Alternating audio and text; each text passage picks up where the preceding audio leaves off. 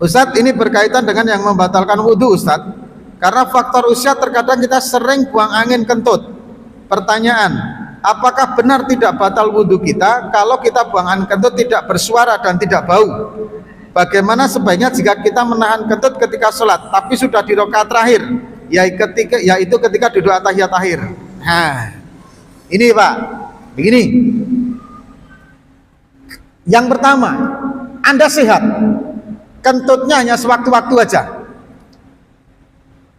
Tapi hebatnya kalau sudah punya wudhu itu Pak, Masya Allah, ini nahan maghrib sampai isya ini, aduh, kita duduk sampai geser Pak.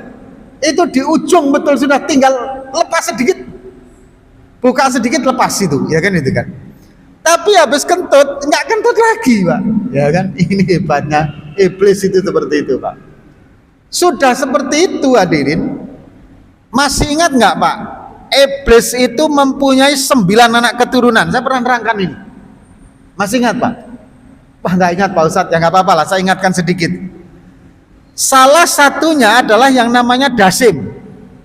Dasim ini khusus ditugaskan oleh Allah, oleh jin, oleh iblis, Masya Allah, astagfirullahaladzim, ditugaskan oleh iblis untuk menjerumuskan manusia melalui aspek ibadah. Jadi ibadah itu Dasim itu masuk Pak. Mohon maaf, bukan Dasim. Dasim itu di keluarga. Walhan, namanya Walhan. Mohon maaf, saya lupa. Walhan namanya.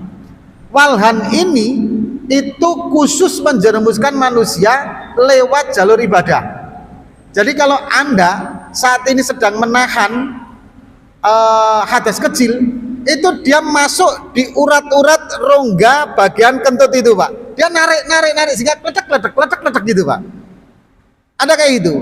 Merasakan nggak yang seperti ini kadang? Merasakan kan? Jadi urat itu ditarik. Kalau untuk laki-laki kadang masuk ke urat bagian kemaluan depan, sehingga seakan-akan keleler gitu Pak. Kadang masih ada air kencing yang keluar. Kalau perempuan itu di bagian belakang umumnya, tarik sehingga tek kayak kentut kan tidak.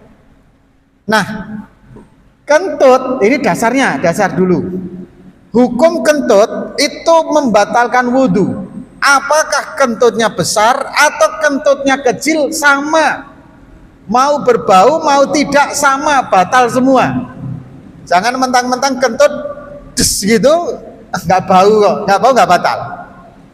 Bukan begitu konsepnya. Atau kemudian jenengan kecil sekali, ledek gitu aja keluarnya kan, nggak apa-apa, batal. Dingin pula. Kalau kentut batal kan kalau yang besar. Kalau yang kecil kata Pak Ustadz itu nggak batal. Pak Ustadz yang mana? Pokoknya Pak Ustadz lah gitu. Ya nggak bisa gitu loh.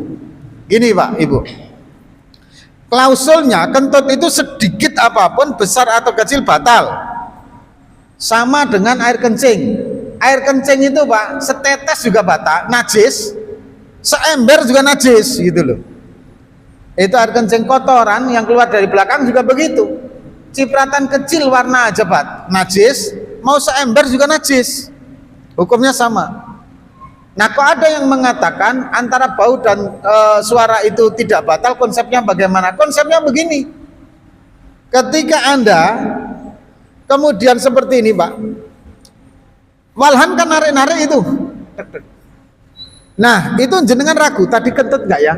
Tadi kentut nggak ya? Gitu loh, tadi ini kentut. Nah, kalau ragu-ragu seperti itu, Anda boleh memakai kaidah jika tidak ada bau, jika tidak ada suara, maka itu iblis, bukan kentut. Jika Anda ragu-ragu. Tapi kalau jenengan yakin itu kentut, meskipun sedikit tetap batal. Jika yakin itu kentut, jus gitu kan, kecil kok, ya nggak bisa, tetap batal gitu. Jadi bisa dipahami ya.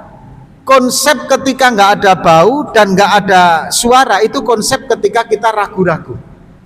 Ketika kita ragu-ragu, maka disitulah muncul hukum kalau tidak ada bau dan tidak ada suara tidak batal. Ketika tidak jelas apakah itu kentut atau bukan.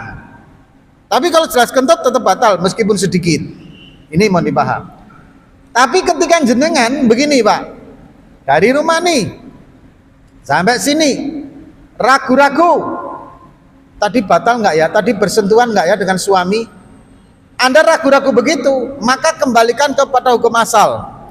Al aslu al yakin la yuzalu bisa. Sesuatu yang pasti tidak bisa dirusak oleh dugaan. Anda sebelum ke sini sudah punya wudhu. Yang datang keraguan, dugaan Anda tadi saya menyentuh suami atau tidak, maka kembalikan kepada hukum asal tadi, Pak. Asalnya sudah wudhu, maka Anda tetap suci, Pak. Itu jika Anda ragu-ragu. Sudah wudhu, kemudian jenengan nanti ragu-ragu. Beda lagi kalau tadi begini, tadi saya sudah wudhu belum ya? Sudah wudhu belum ya? Nah kalau begitu Anda harus wudhu, berarti Anda belum wudhu, Pak. Karena apa? Kita ini memang kalau tidak melakukan wudhu, memang belum wudhu, kan gitu, Pak. Wudhu itu bisa dikatakan sudah dikerjakan kan kalau memang sudah dikerjakan. Tapi hukum aslinya kita kan belum berwudu, Pak, gitu loh. Asal itu, maka disitulah Didin yang namanya kemudian hukum asal berlaku. Sama dengan jenengan ketika gendong anak kecil. Gendong anak kecil itu kadang badannya berkeringat. Anda ragu-ragu, ini keringat atau air kencing atau ompol, najis atau tidak. Sejauh itu bukan yakin sebagai air kencing, maka hukum aslinya adalah suci, yaitu badan manusia. Keringat manusia itu aslinya hukumnya suci. Maka ketika baju anak itu basah, asal memang tidak ada data fakta menunjukkan itu ompol, maka masih dihukumi keringat. Tapi kalau pesing, ya jelas itu ompol gitu. Itu, Pak, ya.